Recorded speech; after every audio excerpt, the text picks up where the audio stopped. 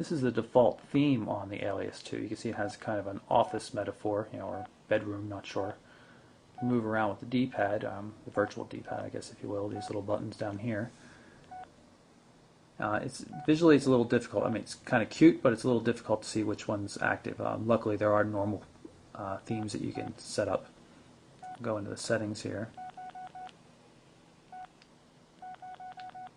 And you can see we have a couple of themes to choose from.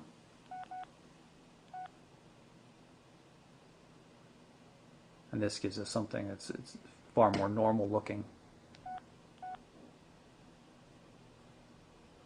Now, of course, when you're inside one of the menus, like on most Verizon phones, you can move left and right to get through the other menus without going back to the main menu, which is pretty nice.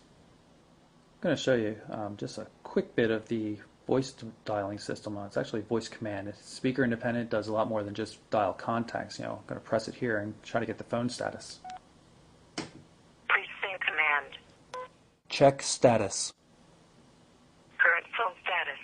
Current battery level. Full. Pretty good for hands-free functionality. You can dial any contact. It's quite useful. 911 only on Verizon Wireless Network. Current. One of the other cool features we've been seeing on Samsung phones recently for Verizon is Quick Search. So what it allows you to do is easily find contacts by first or last name or anything without having to go through the contact list. So I'm just going to hit 5, 6 here, as in the letters J and O, and I'm going to hit up on the D-pad. You can see where there's an up arrow and a contacts written there on the display. And it's going to show Johann Sebastian Bach and John Doe as matching contacts. Now I can also search on the last name, as I mentioned. So if I type 42 as in HA for hand and hit up, we're going to see Mr. Hand. So it's nice for searching through contacts quite easily. I'm going to show you how the external music controls work. We activate them by long pressing down on the volume control. Then we're going to hold down the play button.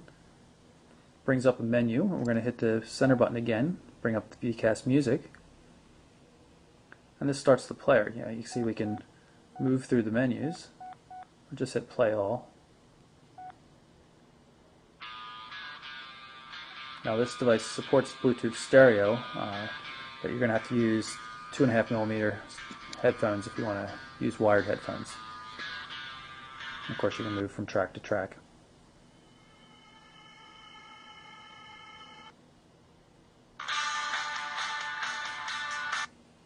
There's a hold button for locking the external controls as well. The music player, of course, works with the device opened as well. But I should mention that we had problems getting the phone to synchronize with a Windows PC. It's supposed to be a MTP compatible device which would work with Windows Mobile, but it seemed to require drivers. No disk was included in the box, and it just didn't work right off the bat like most devices do. So all the tracks that we have on the device right now were purchased through the Verizon Music Store. We're going to bring up the camera by hitting the dedicated button here. Easy to take a photo. You can either press the OK button or the camera button. Just press it. Takes the shot. Erase that one. We'll pull up the settings so you can see what options there are. You can change white balance, ISO, metering modes, all sorts of things, including the sound effects.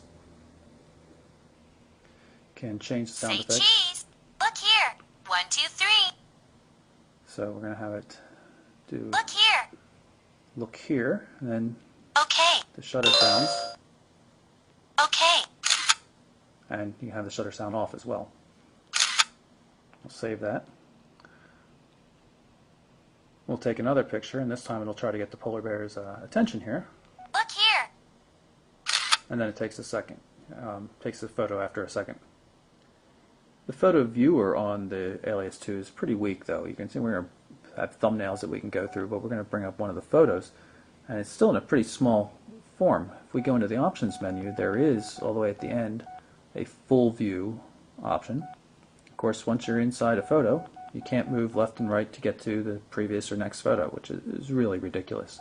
You have a large QVGA display, and they're not making use of it at all when it comes to photo viewing.